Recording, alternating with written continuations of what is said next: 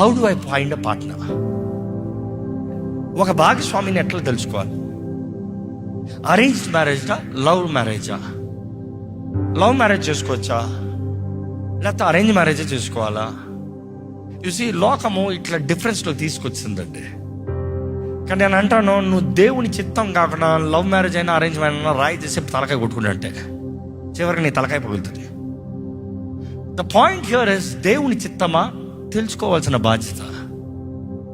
కానీ ఒక స్త్రీ కాదు పురుషుడిని వెతికేది, పురుషుడు స్త్రీని వెతకాలనేది బైబిల్ ఫండా. పురుషుడు బాధ్యత స్త్రీని వెతుకుతాం ఎప్పుడు? తన సిద్ధమైన తర్వాత. తన సిద్ధపడకుండా స్త్రీని వెతుకుతే వేస్ట్. నేను గర్ల్ ఫ్రెండ్ని పెట్టుకుంటానంటే వేస్ట్. నీ జీవితం అక్కడే బ్లాక్ అయిపోయింది. నీ గురి చేరాలి, గమ్యం చేరాలి, నువ్వు రావాల్సిన స్థాయికి రావాలి, నీలో ప్రిపరేషన్ కలగాలి. Now I'm ready to bear the next. నువ్వు మోస్తానికి సిద్ధం లేకుండా నేను వెళ్తానంటే మొత్తానికి నీ జీవితం మూసిపోతుంది. జాగ్రత్త. First come to a level where you are ready to get married. నేను ఎప్పుడు ఆ మాట చెప్తాను, ఎందుకంటే ఉదాహరణ చెప్తాం.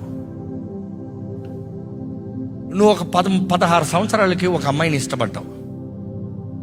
16 సంవత్సరాలకి నువ్వు ఉన్న స్థాయి ఎక్కడున్నావు? ఒక స్టూడెంట్గా ఉన్నావు. 16 సంవత్సరాలకు ఉంటున్నావు, ఈ అమ్మాయినే నేను పెళ్లి చేసుకుంటానని. నీ జీవితం స్థిరపరచబడలే, నీలో నా వరం ఏంటో తెలుసుకోలే, దేవుడి చిత్తం ఏంటో గ్రహించలే, రక్షించబడలే, లోక మార్గంలో ఉన్నావు. కానీ ఈ అమ్మాయినే పెళ్లి చేసుకోవాలని పట్టుబట్టావు. నువ్వు ఉన్న స్థాయి నీ కుటుంబం నిన్ను పెంచిన స్థానంలో ఉంటుంది.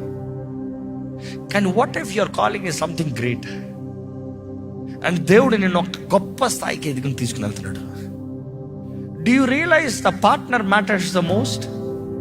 ఎందుకంటే your partner can pull you down very easily. నీ జీవితాన్ని అంతం చేసేలా చేయొచ్చు.